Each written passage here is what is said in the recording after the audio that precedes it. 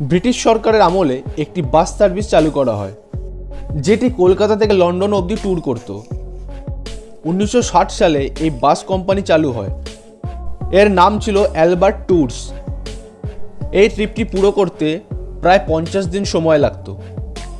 এই বাসটি প্রায় 33,000 কিলোমিটার সফর করত।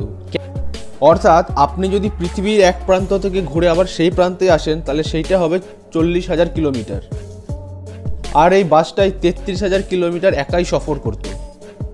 তখনকার সময় এই বাসটির টিকিট ছিল $1400।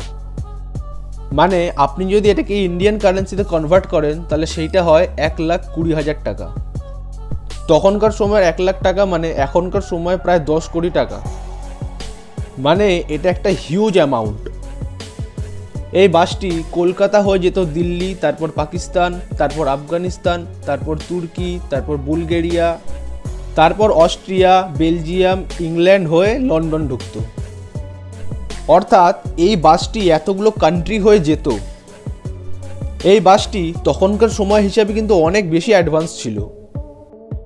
এই বাসের মধ্যে শোয়ার জায়গা ছিল, বসার জায়গা ছিল, লাইব্রেরি ছিল, ক্যান্টিন ছিল এবং তার সাথে সাথে রেডিওও ছিল। এই বাসটি তখনকার সময় 7 স্টার লাক্সারি বাসের মতো ফিল করাতো। ভিডিওটি ভালো লাগলে চ্যানেলটি অবশ্যই সাবস্ক্রাইব করবেন।